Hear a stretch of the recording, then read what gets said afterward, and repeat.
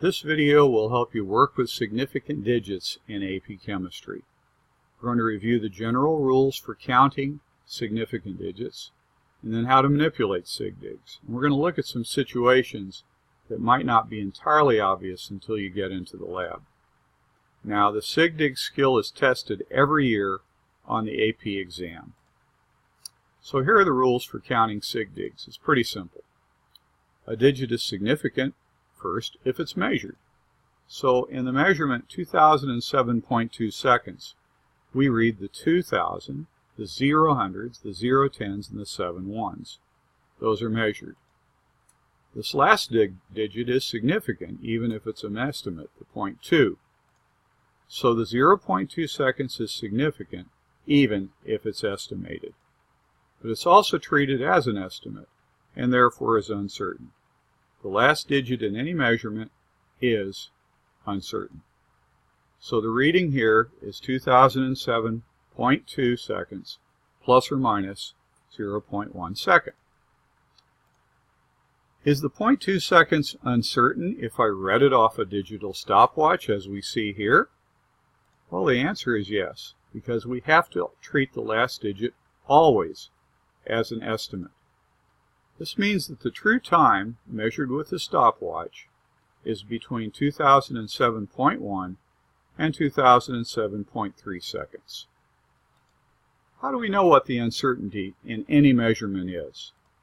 Well, the instrument should tell us on its case or in the user manual what the plus or minus of the instrument is. It might be in terms of exact numbers or in terms of percent.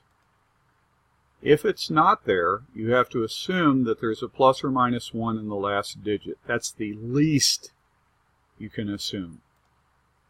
Obviously, of course, as in this measurement, there are zeros in the middle and they must be significant.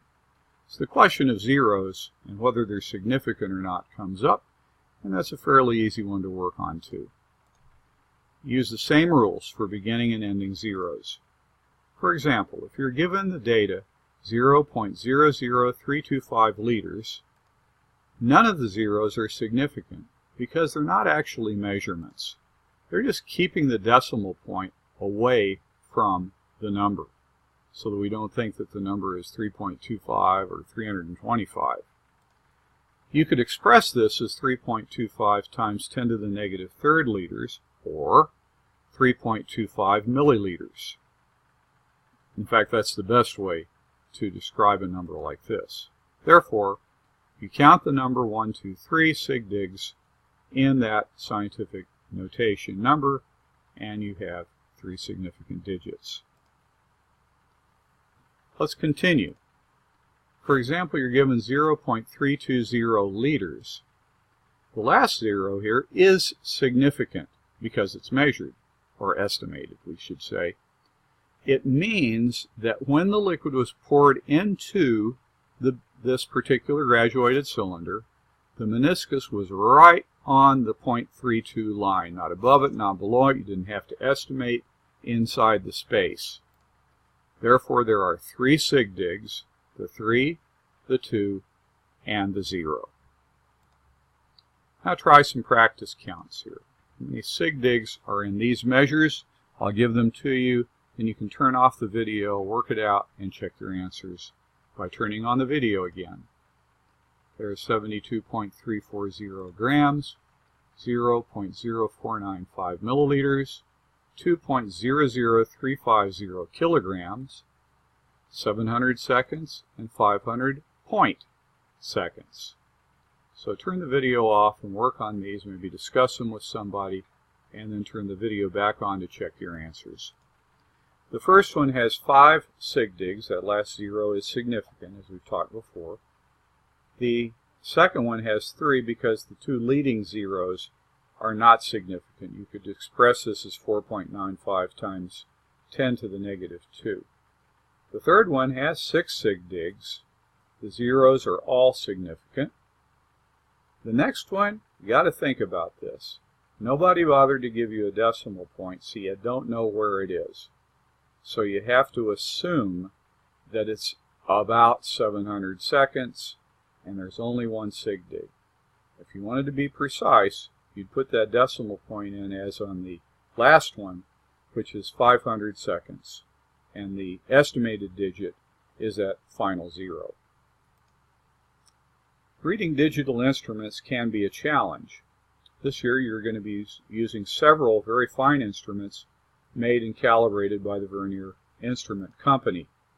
Typically these will give you a lot of digits on the digital readouts, and that's true for any company that gives you digital readouts.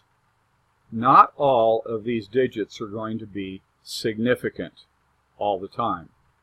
So be careful to look at the user guide to determine how many digits are significant. What is the plus or minus on the instrument? For instance, you'll use a conductivity probe this year. There's a picture of the probe, and you'll see there are 3 ranges that are selected by this little toggle switch on the box, and each range has a different resolution or precision and a different accuracy. You must pay attention to the range setting because that's going to determine your precision and accuracy.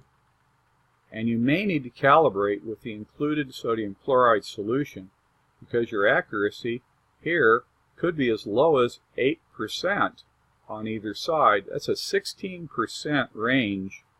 That's pretty bad for an experiment. So you want to keep track of that. All right, let's talk about manipulating a little more, adding and subtracting. The general rule for measurements when you have to add or subtract is twofold.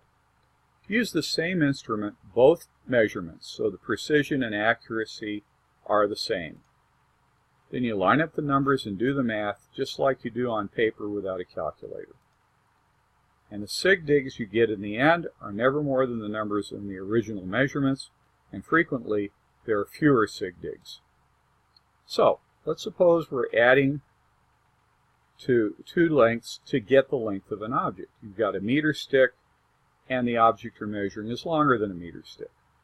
You're going to have to lay down the stick next to the object, then mark the object where the meter ends, and move the stick to get the rest of the measurement. As you can see, that's going to at least double your plus or minus. So let's show you what I mean. Here's a object. We're going to try to measure it with this meter stick. So we mark where the meter stick ends. We move the meter stick and estimate how much more we have to add to the 1 meter.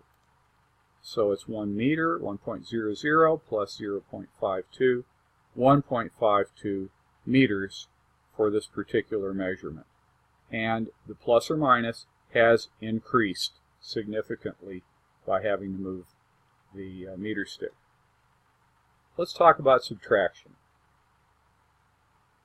In the lab, you'll frequently measure a chemical's mass by massing a weighboat, then add the chemical, massing the two together, and subtracting the mass of the weighboat from the total.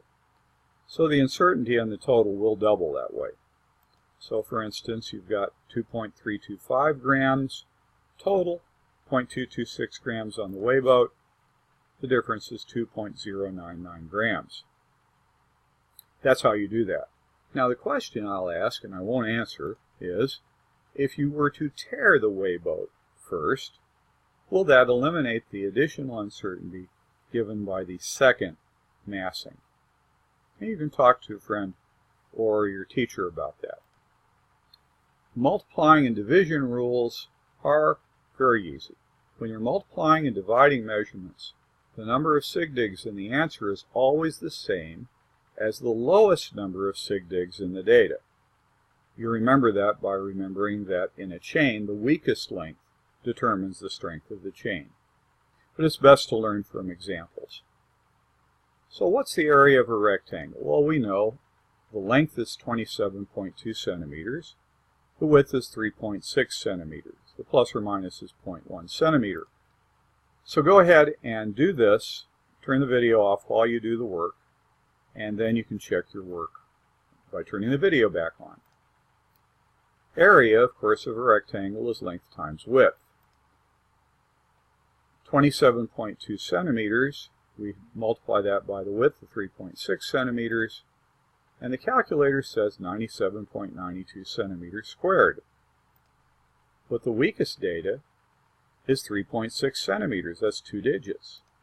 Therefore, we can only have 2 SigDigs in our answer, 98.98 centimeters squared. Now, can we prove this? Well, yes, we can. Let's do a biggest, smallest possible area if the instrument has a plus or minus 0.1 centimeter uncertainty. Well, the largest area that we could get, we add 0.2 to the length and to the width, and we get this. We multiply the two numbers together, and we get 101.01 square centimeters on the calculator. The smallest, we're going to subtract 0.1 from each of the measurements, multiply them together, and we get 94.85 square centimeters. If we look at this, we see, yeah, these aren't the same, these aren't, but look, even the ones position is not the same. Here's where our uncertainty is. We must say that everything past the decimal point is not uncertain, it's totally unknown. And therefore, we have to accept that there is only 2 SigDigs in our answer. 98 square centimeters is the correct answer. Now, we do highly recommend that you spend a half hour or so practicing the skills we've gone over here after we're through. You can use your textbook or find some worksheets online. When we did a Google search, it gave us 411,000 possible URLs for your worksheets. So let's do one more. What's the density of a gas? We're going to do one like this. So let's suppose we have a fairly dense gas, and we put it in a syringe, and the syringe volume is 55.0 milliliters. We get the mass of the empty syringe at 127.232 grams, and with the gas in it, it's 128.019 grams. So we subtract the empty from the mass of the gas and the syringe, and we get 0.787 grams, or 787 milligrams. The density is equal to the mass divided by the volume, and using these compatible units that we have here, we divide 787 milligrams by 55.0 milliliters, and we get 14.31 on the calculator. Well, there's only 3 SigDigs in the mass, even though there were 6 digits in the total mass. When we did the subtraction, we got only 3 SigDigs. And there's only 3 SigDigs in the volume, so our density has 14.3 milligrams per milliliter, only 3 significant digits.